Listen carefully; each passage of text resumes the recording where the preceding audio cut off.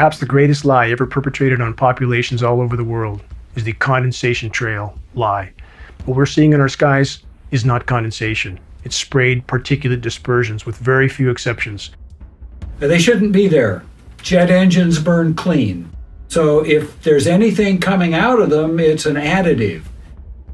They're absolutely not contrails. Contrails do not linger, dissipate, and go into cloud coverage, period, in the report. And I kept saying to people, what is this? Because now the sky is no longer blue, it's starting to turn gray. And what I found was kind of like it was not socially acceptable. We're all going to pretend this is not really happening. And I thought, oh, this is very bad. Most are unfamiliar with a science term called global dimming. That term refers to the amount of direct sunlight that no longer reaches the surface of the planet due to light scattering particles that are building up in the atmosphere. And although many of these particles are from industrialized pollution, the larger majority are from the ongoing climate engineering solar radiation management operations.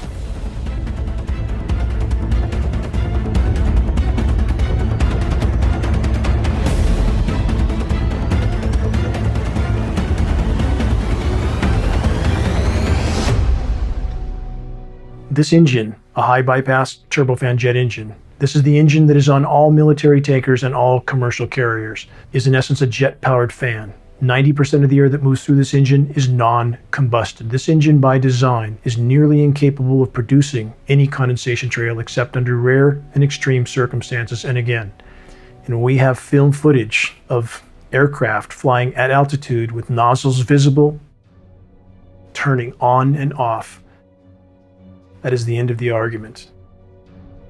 Since even before man could fly, there was an effort to try to modify the weather. We have weather modification patents going back 100 years plus.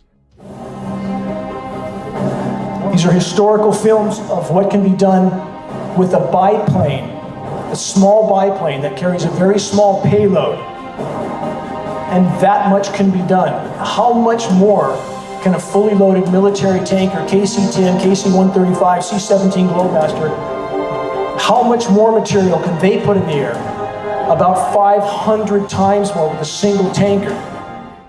In regard to the condensation trail narrative, many refer back to the trails left by World War II bombers as proof that we are only seeing condensation trails in our skies. But geoengineeringwatch.org found on military archives film footage, which we posted, of World War II B-17s at altitude turning off a sprayed dispersion.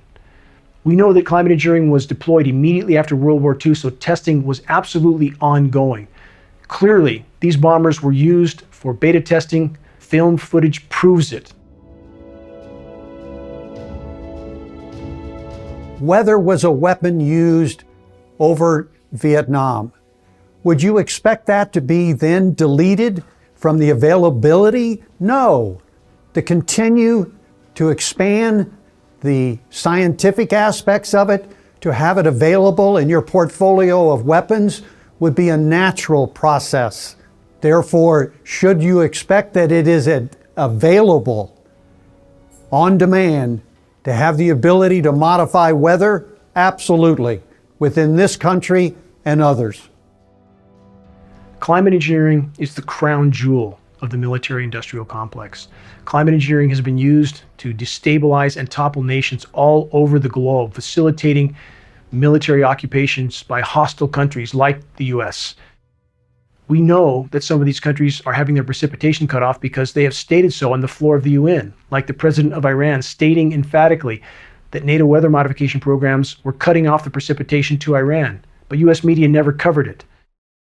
We have an economic model operating globally, which is operating based on covert force. And I have very serious questions after watching the financial patterns as to whether that financial force or that force includes weather warfare. People were coming to me, telling me about this. So because of that, I went to the government in Ottawa under Freedom of Information.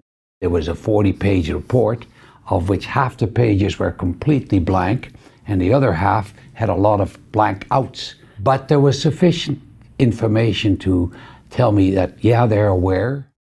They call it geoengineering.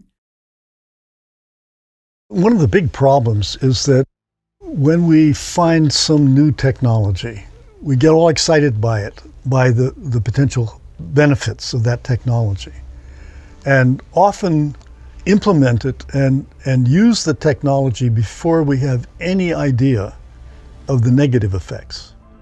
Shouldn't it be considered that every breath we take is laden with highly toxic particles that are wreaking havoc in our own bodies? Particles that aren't being reported by any air quality testing systems. Any official air quality testing are looking for PM10 or PM2.5, 2.5 microns at best. The climate engineering nanoparticulates are exponentially smaller. They go virtually unreported. These nanomaterials generate reactive oxygen species in biological materials, damage tissue, lead to advanced aging, cause cancer, causative agents of dementia. So, yeah, we might think that we're doing something positive for humanity to save our species, but we're also poisoning ourselves.